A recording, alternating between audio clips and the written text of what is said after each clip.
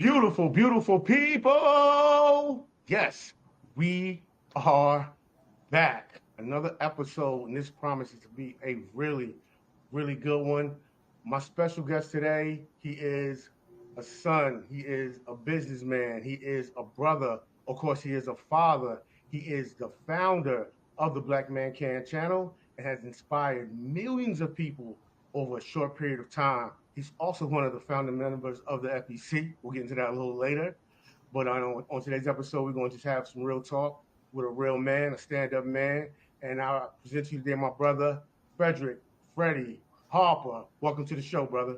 Thank you for having me, brother. We go back a long time. It's an honor. It's a pleasure to be on your platform here and to speak with a real father, one man to another, and hopefully impact and change and reform the lives of a lot of men out there who are aspiring to do the same. No, absolutely. And you're someone we've spoken a lot, and I've told you privately just how much you inspire me. Just as to be a better man as a father. You are boots on the ground. You put in work all the time. I don't know if you take any days off. I really don't. I can call you no days off, Freddie, brother, because I know you've been putting in that work for a long time. But to see someone that, of course, I was in high school with, and just watch your elevation and your maturation, man. I just want to tell you thank you, man, for being that for me. Oh man, look, brother, we go back so long. It's so funny. It's great to see the maturation process on both sides because we remember being teenagers, and now we are fathers, and eventually we'll probably be grandfathers with children in late teens and 20s. I know you told me one of your children recently got married, so that's a milestone. But indeed, truly. Absolutely. So just hopping in real quick. I'm trying to think about when I saw the picture, but I know you was giving honor to your father. So I wonder if you can tell me about the relationship with your father and how it has impacted you in the way that you parent. Well, as far as it is with my father, I have the highest level of esteem for him. He's been the one I wanted to emulate from the get-go. Every little thing he did, I wanted to somehow carry on his legacy. He was a teacher for about 40 years at Howard University, has a doctorate in psychology, has affected the lives of many young Black men and women. Still here by the grace of God, 81 years old, still mentoring, and it's just awesome, because not all of us have their father to talk to, but it's awesome to be able to speak to him on a daily basis, get wisdom from him. And in addition to that, I was blessed with a second father because my mother, remarried later on in life, and having a stepfather that has, I call it a second father, that has had a great impact on me as a man as well. So I've had great mentorship. My father is someone who is always about ethics and about standing on his square. And I remember he's a member of Omega Psi Phi fraternity incorporated, such as myself. And I can still remember stealing his jacket and trying to put it on as a little boy. Just those kind of memories you have with your father are priceless, when you get that opportunity.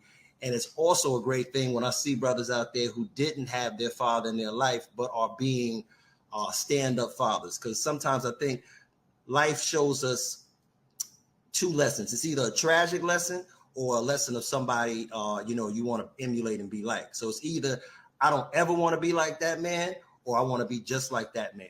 And I think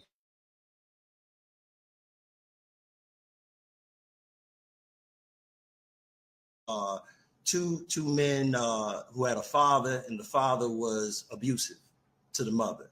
He had an alcoholic problem, work problem, beat on the mother. And one son grew up to have alcohol problems, beating on his wife, while the other son grew up to say, I'll never be like that. He didn't drink. He was an upstanding father. So it's like you either have a tragic reality or a teachable lesson. And I've been blessed enough to have two teachable lessons in men. So that has carried me a lot. Awesome, awesome. Kind of segue into, I guess, a follow-up question. I had another brother that, well, one, my big brother, he's definitely like a brother to me. Ice Ski is a Q. So I know y'all going for real. Y'all brotherhood is strong.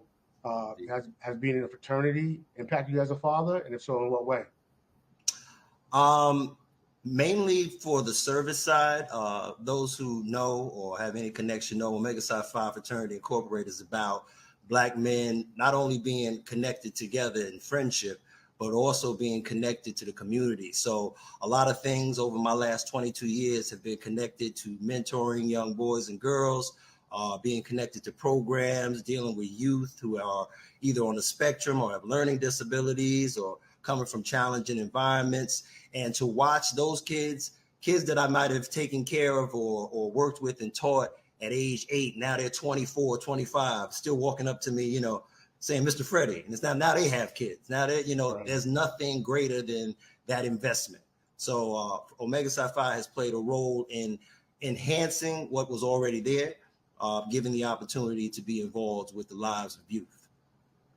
No, that's awesome. And this is the second time where I was talking to a brother and they were bigging up their fraternity, and it was so much about service, so much about giving back to the people, especially young men or men that do not have mentors. And I don't know if that's highlighted enough. So that's something that we need to bring more to the forefront and show what all you brothers are doing out here in the community and the impact that y'all having, because people need to not just hear about it, also see it, man, because that's amazing. Indeed. I mean, we try to, as much as possible, to highlight everything that's going on. Individually within chapters, because of course the organization is international. It's not a state thing, it's not a country thing. It's from here to Okinawa, Japan. There's brothers out there putting in work, not just doing things with you, but just doing great things in general with career and the military and in the classroom and the courtroom, you name it. Pastors, imams, you name it, across the board. So it's a really great thing to be a part of. And I've always been of the mindset that it's bigger than me. Whatever I'm doing is something that hopefully is going to impact somebody else's life, because to me, that's the purpose of being here. I think we as men, especially as Black men, are instruments of the Most High. And what we do changes the lives of other people. It's not necessarily just a prayer, it's the action, So, like they say, prayer without works is dead. So unless you are out there, boots on the ground, doing things with your children, doing things with your community, your church, your mosque, whatever it is that you're connected to, then it's all for naught, because, you don't get there based off just deeds, but the work is what you're already blessed. So it's your job to go out there and act and handle yourself in that manner. No, absolutely. And I remember hearing something to the effect that service is the rent you have to pay for being alive, and rent is due every day. Ain't that the truth? Ain't that the truth? So yes, we got out here, we definitely got to be of service. If you can give me, what is your definition? What is Freddie's definition of a good father? That's a loaded question, brother. But I would say there's probably 3 things that I would say to all fathers that are mandatory. Number 1 is no present is greater than your presence. So nothing you buy, no connection you have is going to be more important to your child than you being there. And I think my children would attest to this, that the most valued thing that they've had is when you look in the bleachers and your dad is there for that National Honor Society, for that basketball game, for that graduation, those moments in life. That is what the child's going to remember. They're not going to remember the PS5. They're not going to remember the fact that you were giving them extra allowance. They're going to remember your presence. So I would first say your presence is a present. The second thing I would say, a lot of brothers out there, unfortunately, sometimes things don't work out with the mother child. Never, ever, ever back away from your children just because there is conflict or you are no longer with the mother of your child. Your children need you, and you are just as imperative and as important to the lives of that child, boy and girl, as their mother is. So I would tell fathers out there, never get so frustrated with the sister. I know there can be things that happen, child support, family court, etc. Always make sure you keep a connection and open line with your children. So I would say, like I said, first, presence is a present, open line of communication with your children. And if I would say the third, and not most important, but the third thing I would say is make time to make time. Like when your children come to you and they want to speak to you and they want to open up, or they need you to give them advice, always make sure you're available for that.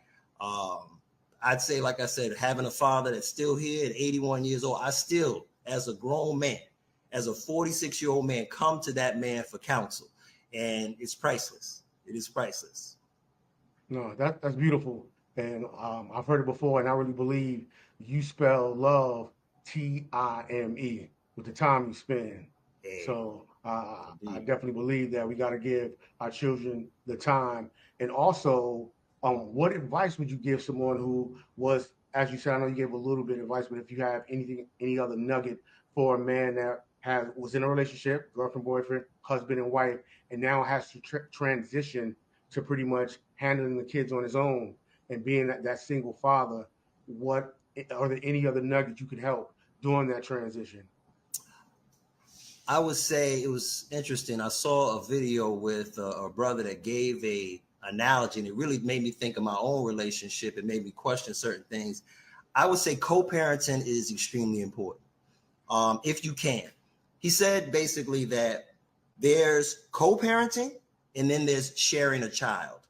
And co-parenting is when you and the mother have communication. Things are the same in one house as they are in the other. You have rules that you guys are lockstep on. And to me, that's co-parenting. Sharing a child is like, look, hey, I go over to mom's, I can play the video game all night. I go to dad's, I got to stop playing at 8 o'clock. What happens is the child just adapts to the environment that they're going in. So now they're switching from mom to dad, and you want to, if possible, have the kind of relationship with the mother of your children in which you guys are co-parenting, not just sharing a child. No, that's a major key. And sometimes I tell any of my brothers that are going through a situation like that, it can be super frustrating, especially if you have a woman that's now trying to use the children as a pawn, or now trying to make you a second class citizen with your children because you chose not to be with them. Mm-hmm. One of the things I had to learn, and I tell my friends, like when I look back, I would be more compassionate. I would be more understanding to my ex-wife, knowing that she's doing a lot and dealing with a lot. It's just like I am. But Mm-hmm. when you're young and you're brash and you ain't gonna tell me what to do and all these things that they're there. Yeah. And I didn't have the advantage of having like an older man in my life saying, "Hey, brother, cool your jets a little bit, homie. This is how you can do it." But Yeah. now I get to be that older guy. He said, "Hey, you don't have to do it this way. There's another way. You playing checkers, baby. This is chess." So, Indeed. just to Indeed. be able to give them that knowledge and do things in a better way, I think is super important for, and it doesn't have to be even young men. I've spoken with men that are my age that are going through it and letting them know I understand exactly where you are, and you are doing exactly what I did, and I'm telling you, you can do it a different way. Indeed. It's really up to you. Indeed. So that's Indeed. that's important. Um, how do you? I one out, and I told you this before, but I've listened to so much of your content, and it's like top tier content. You always giving people good information, ways and perspective to think about things that are going on with our current events as it pertains to our people. What do you see is the role of the father that you know for sure, the role of the black man as a father versus what society is showing the world? Um, Particularly when I think about fatherhood, I always try to go back to black male fathers because that's really all I know.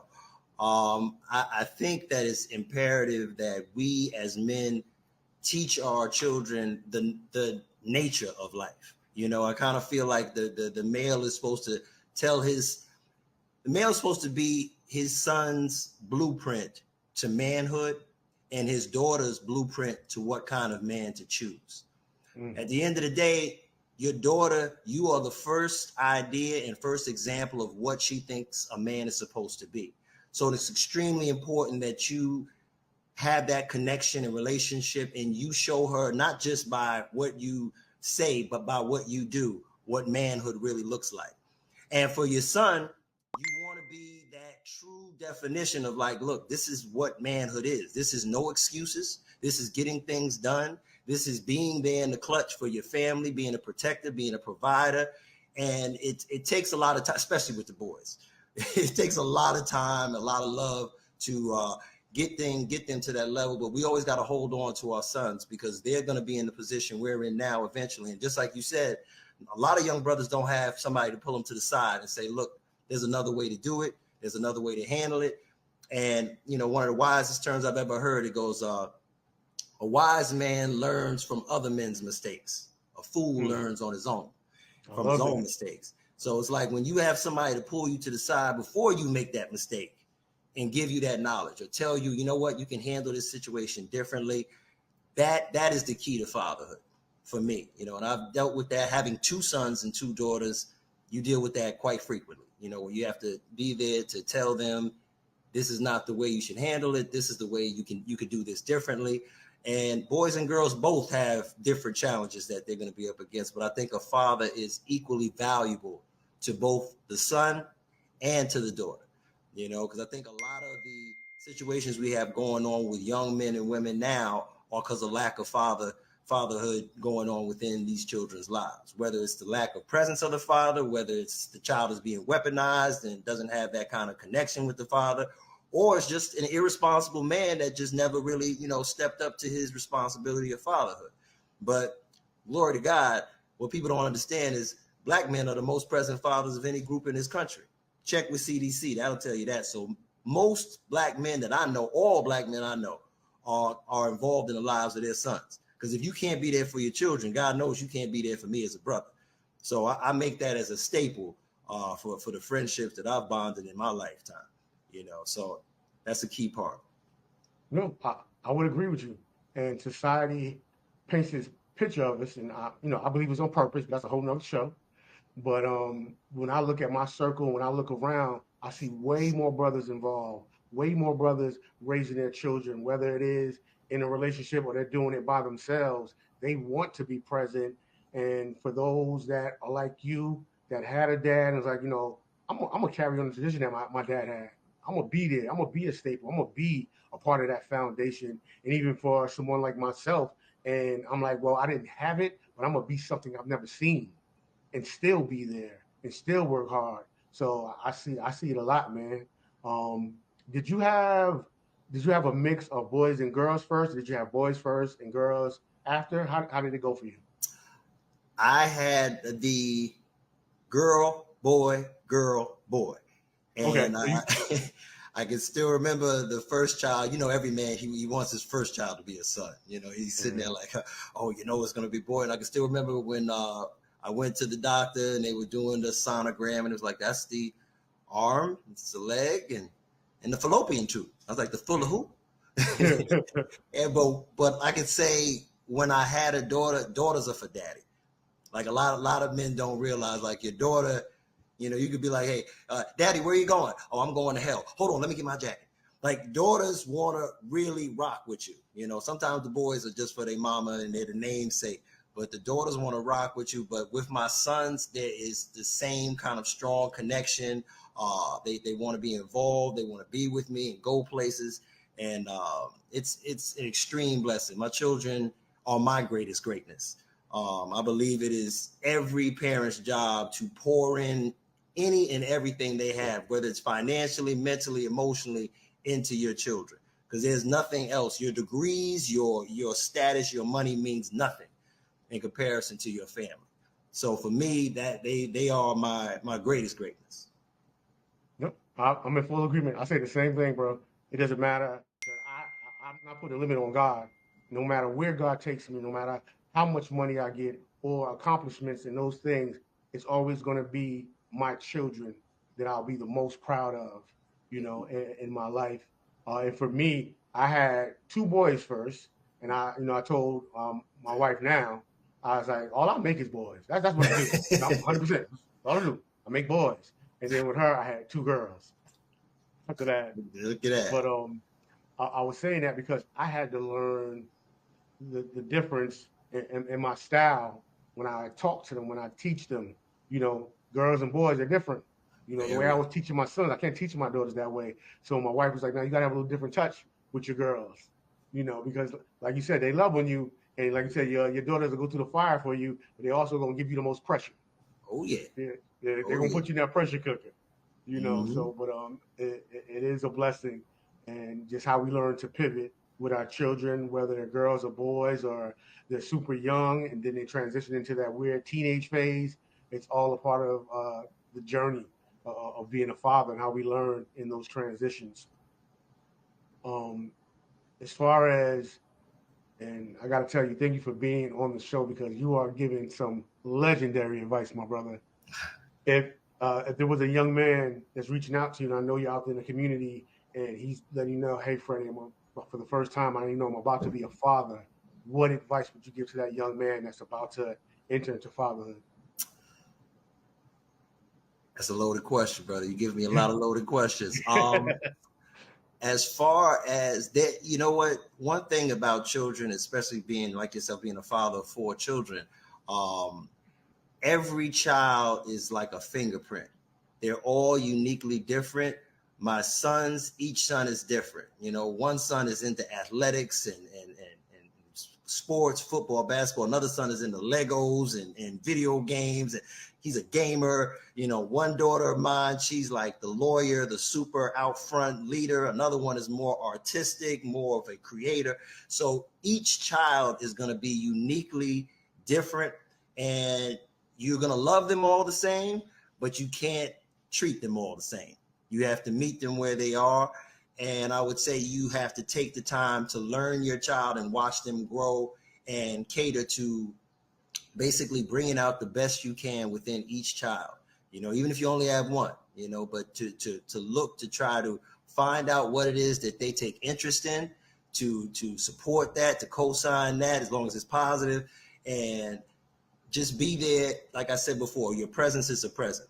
You know, I remember they did a video recently where they just would show kids at different events, and you could see the kid looking around like, and then they saw their dad, and it was just like, oh, Yeah. that there's nothing better than your presence in the life of your child. So I would say just being there and walking them through and meeting them where they are, just like God does for us. He doesn't try to find you where you ain't yet. He meets you where you are, and you have to be like God to your children along the way. Right. And we have children that are similar in ages. How have you changed how you, I guess, communicate with your children as they entered into this whole social media, Instagram, TikTok, Snapchat world? Did you have to make any adjustments as a parent in the way you deal with your children? Um, yes and no. I think I've created the kind of relationship where my children feel they can come to me for anything. They can speak to me about anything, and that is what you want to do, especially as fathers, because when you are so deadpan about things, especially when you're dealing with young girls, they'll get to the point where they might be like, you know what, I can't tell dad. So you always want to kind of create that relationship as best you can where your children feel they can come to you. Now, that doesn't mean I'm gonna be your friend. I'm your father first. Right. But you can always come to me when you are in crisis, when you need advice, when you need assistance. And when your children know that, it gives them a added confidence, an added sense of self-worth. And I think it makes them greater achievers in life, knowing they have that foundation of you. No, absolutely. And I feel the same way. That's one of an adjustment that I had to learn with my daughters is that, yes, I'm giving this knowledge. Yes, I'm always going to be that protector, but I didn't want to be so rigid that then I'm outside of the circle of trust. Like, I can't tell dad nothing. He's a bear, and and it's hard because I'm so protective like we are as fathers. I don't have a lot of the I primarily I might use Facebook and Instagram, whatever, but I don't have a lot of other stuff. Mm-hmm. And if my girls, they would bring me something, a kid's being rude or weird or disrespectful, and I'd be like, put me on your little video, and I'm letting them know, let me talk to your dad or your uncles or whoever, Mm-hmm. You're not even the middleman. But somebody ain't teach you right, quick to get on whatever those platforms are, and shake them up a bit. But just like you said, to meet them where they are and create a space where they feel like, yo, my dad's got me, and I can talk to my dad about anything is priceless. I didn't have my dad. My mom was in and out of prison, but when she was home, that's something that she created for me. Mm-hmm. And mind you, I'm a teenage boy, and I'm telling her everything, bro. Anything and everything you think a teenage boy can tell somebody, I'm telling her. And she always created this space for me where she didn't make me feel like I was an alien. And, she would talk to me about things she went through when she was my age. And I was like, I'm going, in my mind, And it's weird I was even thinking like that. I just knew that this place was special. And I knew that I wanted to create that for my children. And I've done my best to do that. To be like, yo, I'm not judging you. I'm like, look, I done enough there. Look, trust me, your dad is not judging you. You can come to We've me been out here. anytime We've with been out here. anything, and we'll talk about it, you know? So Mm-hmm. I really think that's important. Indeed, indeed. And just to piggyback on that, man, um, fatherhood definitely is something in which you don't necessarily know what you're going to be dealing with when the child is first born. And I tip my hat to brothers like yourself. That's why I'm always like I'm a big LeBron fan, because the same kind of situation as yours. I'm like, look, man, forget all the MJ, who's the GOAT. Do you see what this brother is doing with his family? And he had no father, and it was just him and his mother. And I've noticed I've got a lot of brothers who didn't have their connection to their father, and they have been outstanding fathers. And it goes back to what I was telling you. It's like this, it's either going to be a tragic lesson or it's going to be someone you want to emulate. And if it's a tragic lesson, you can still say, you know what?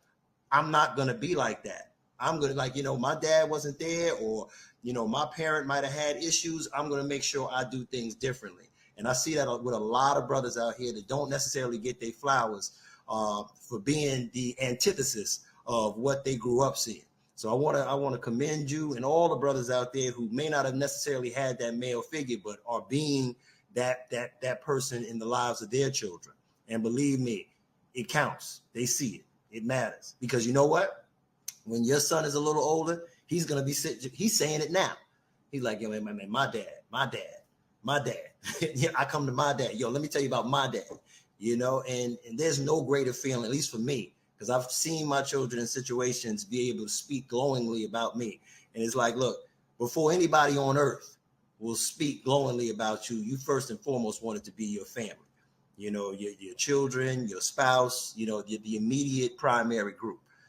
So I commend you as far as your role as a father in the lives of your children, and coming from a situation that wasn't stellar, but making flowers, brother, making lemonade out of lemons. Hey, no doubt, and I appreciate that, and I'm just doing my best. And like I tell people all the time, I do my best, and I truly let God do the rest. You know what I'm Amen. saying? And I'm in agreement. My son Caleb, he's like that now. He came over, and my neighbor Willie was just trying to chopping it up with him, and Willie was in the Navy, and of course my son's in the Coast Guard. And he was just chopping it up, and Willie was like, "Oh yeah, man, your dad's a good dad." And then my son started going off about, "Nah, my dad, man, my dad."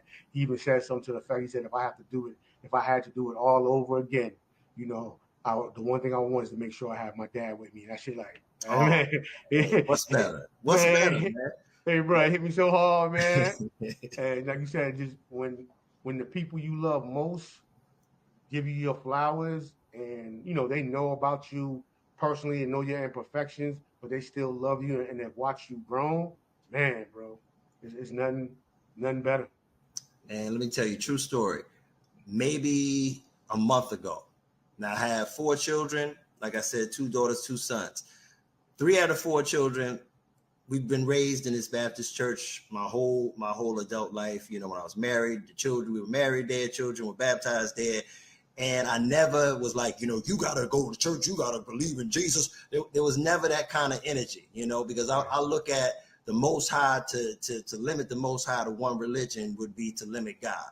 So, hey, I like the window I'm looking through, brother. If your window is through Muhammad, that's fine. If your window is through Buddha, whatever.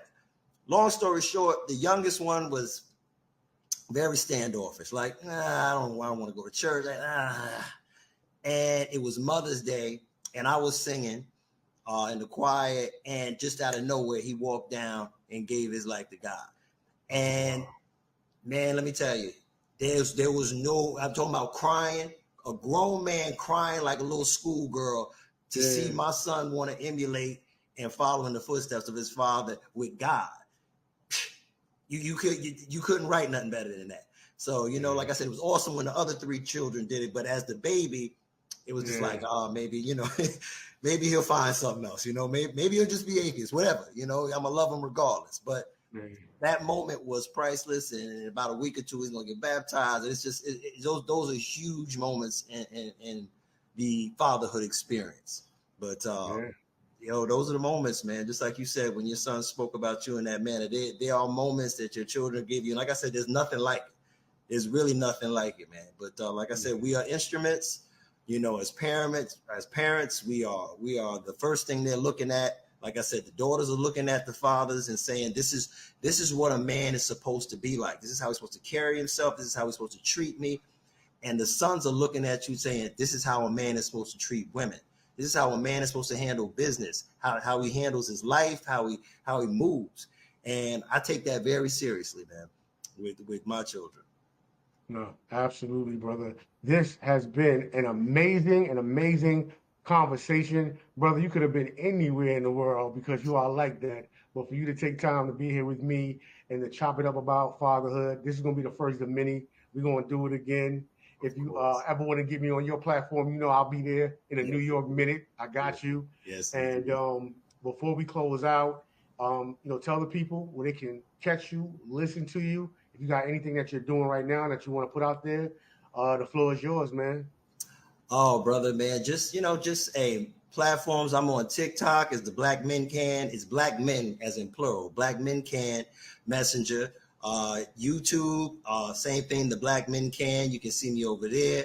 I'm on Instagram, Facebook. We actually have a Facebook group, the Black Men Can. It's starting to pick up a bit. And just speaking to life experiences, speaking to current events and how we should handle things in teachable moments. Because, brothers make mistakes, man. And like I said, man, a wise man learns from the mistake of others. The fool learns on his own. So a lot of my content is based on, look, man, the way this sister is handling herself is not right. The way this brother's handling himself is not right. Or this is the kind of brother, sister you need to emulate. So it revolves around that kind of content, and we chop it up. Sometimes you get folks mad with my honesty, but it's a great platform. Check out all four. Like I said, YouTube, TikTok, Instagram, Facebook. I'm across the board on those four platforms, and all four videos and content are there, man. Advice, all available. You heard it here. This is a great show. Go check my brother out for inspiration and instruction and just opening up conversation, because that's what it's about. We got to get to that place again where we are this village, and we're doing everything we can to make sure the village is strong and our people getting stronger and stronger. Freddie, my brother, this was an awesome episode. I appreciate you so much, man. I hope you enjoy the rest of your day. Likewise, brother. We'll keep on doing it, man. Peace, King. Peace, brother.